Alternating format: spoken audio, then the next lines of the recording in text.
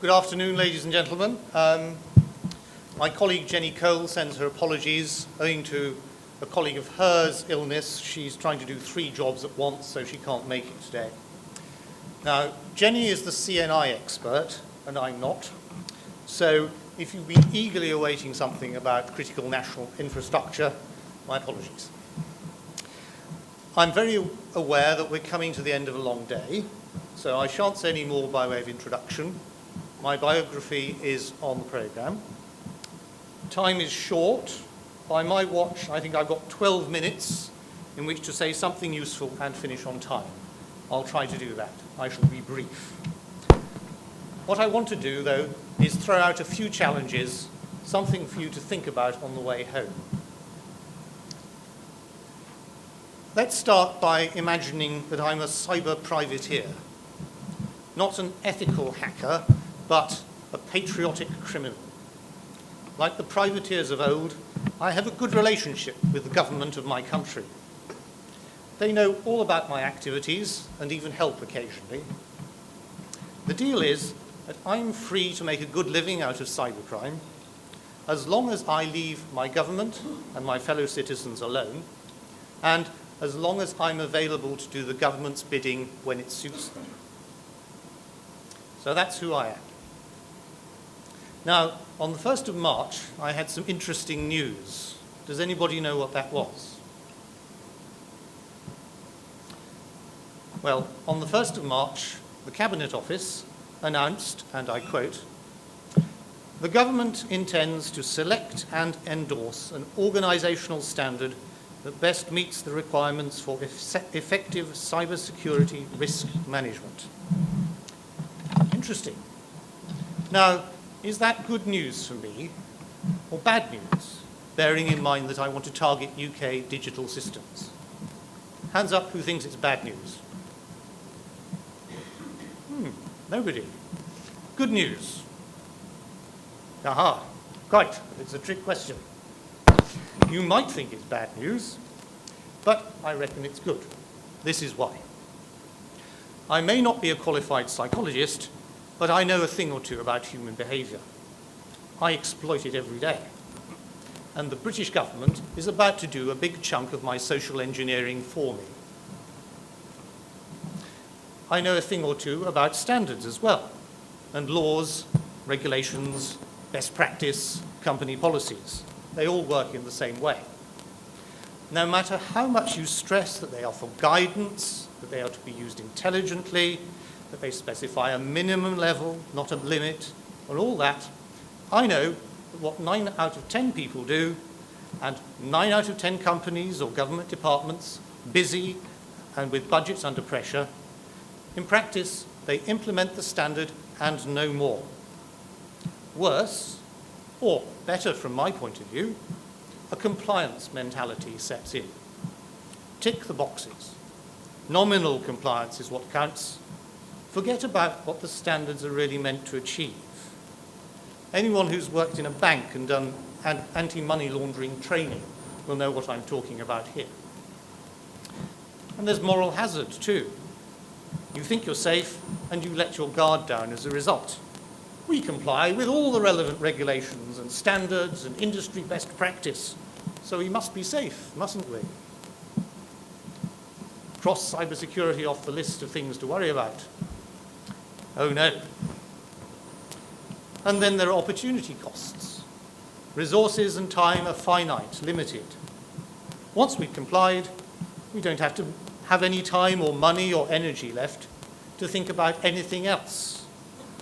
And then there's all the business of auditing and proving to management, to the regulator, old Uncle Tom Cobley and all, that we have complied. That takes up more scarce resource.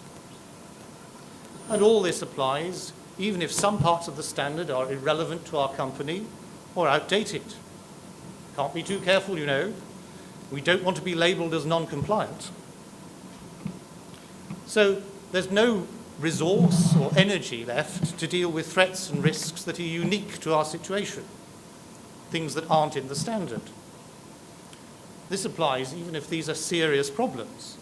In practice, we've got a strong incentive to convince ourselves they don't really matter. That's what the standard does. Which brings me to another important point. Cyberspace is itself rapidly changing and evolving, and the threats within it are evolving just as fast, if not faster. The standards are liable to be out of date as soon as they appear. Now, if I'm the attacker, these facts amount to a wonderful opportunity.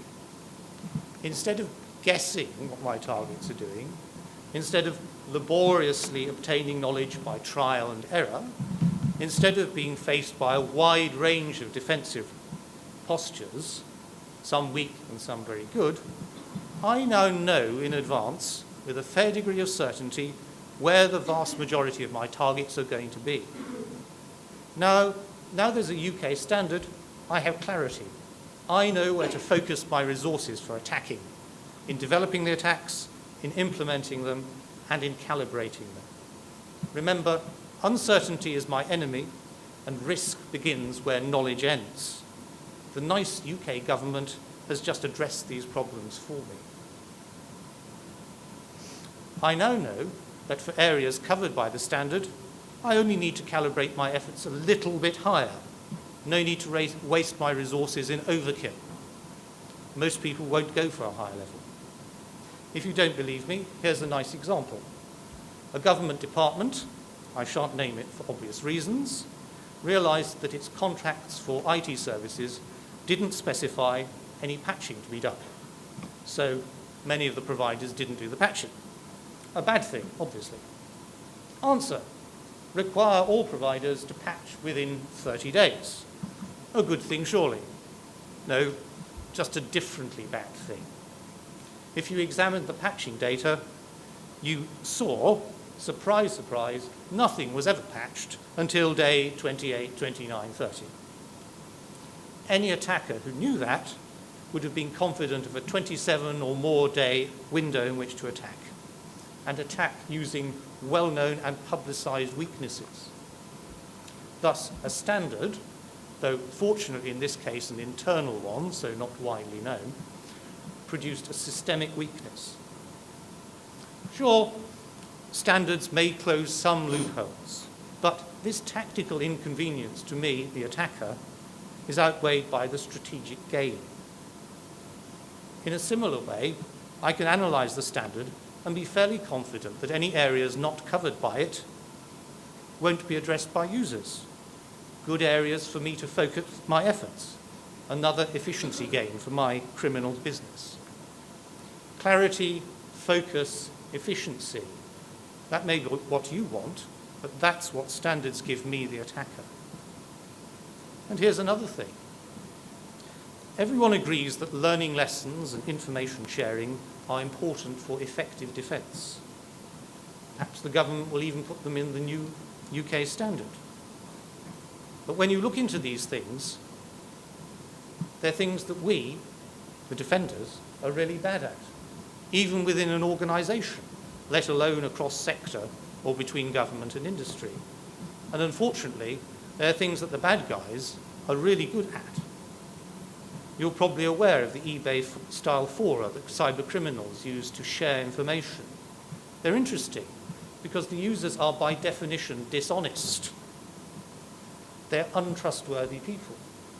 But they manage to develop the mechanisms for maintaining trust and all the time managing the risk that users aren't genuine but might be law enforcement or rival criminal gangs seeking to undermine them. Now, trust, or the lack of trust, is often identified as a major obstacle for better information sharing, for better defence. Now, whilst it's true we probably could learn from the criminals how to do this better, what strikes me most is how they have a very strong and clear feedback loop, and the defenders don't. Their purpose is very clear: make money and don't get arrested. As are the measures of success. You know whether you're making money or not, and whether you've been arrested. So the criminal can see that their methods work, both in terms of sharing the information that enables their crimes, and defending themselves against disruption. Who, on our side, has anything like that level of clarity? I'll leave you with that question.